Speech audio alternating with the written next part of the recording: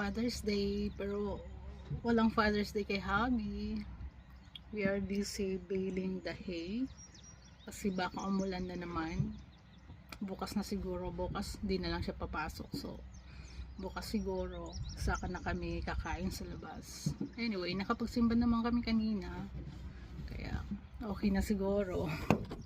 Bigla ako napasugod dito dahil biglang may kailangan siyang tools. Nag-stop kasi yung baler a while ago.